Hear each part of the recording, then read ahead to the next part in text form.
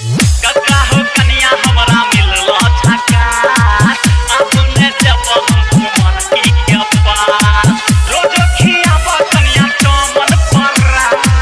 कक्का हो कनिया हमरा मिललो झकास। हाँ कक्का हो कनिया हमरा मिललो झकास अब ने जब हम मरकी के पास रोज खियाब कनिया चमन परास कक्का हो कनिया हमरा मिलला झकास कक्का कक्का हो कनिया हमरा मिलला झकास अब ने जब हम मरकी के पास रोज खियाब कनिया चमन परास कक्का हो कनिया हमरा मिलला झकास कक्का कक्का हो कनिया हमरा मिलला झकास कहियो ने जब अब मरकी के पास कहियो ने जब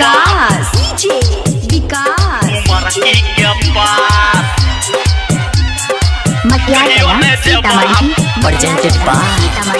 मरकी के पास DD Production House मरकी के पास Sakri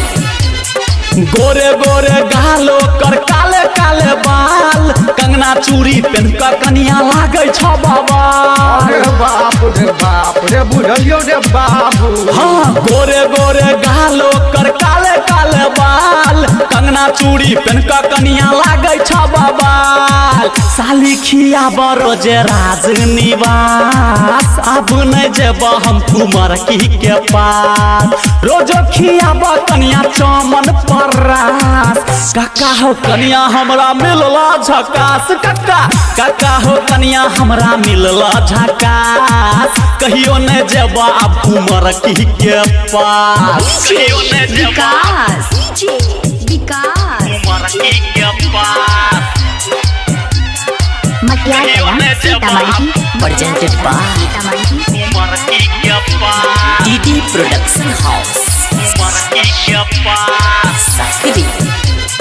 पहले रहिया पातर दूबर भेलिया अब मोट सुबह शाम पिए के मिले छ दूधक घोट तो लागे छो बाबू कनिया बड माने हो रे बाबू। हाँ पहले रहिया पातर दूबर भेलिया अब मोट पिए के मिले छ अब दूधक घोट रहला न हमरा अब मरकी के आस अब ने जब हम मरकी के पास रोज खियाब कनिया चमन परास कक्का हो कनिया हमरा मिलला झकास कक्का कक्का हो कनिया हमरा मिलला झकास कहियो ने जब अब मरकी के पास कक्का हो कनिया हमरा मिलला झकास अब ने जब हम मरकी के पास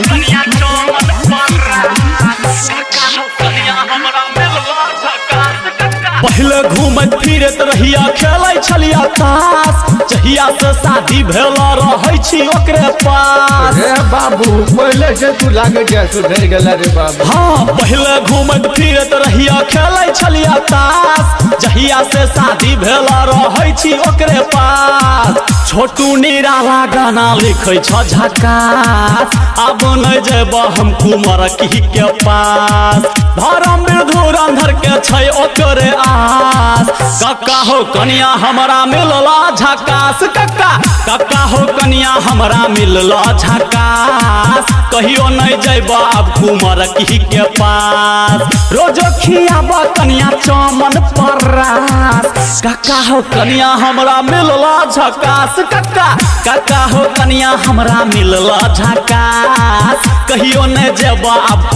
मरकी के पास। अरे बाबू अटमा जुड़ा गेल तोहर बात सुन के।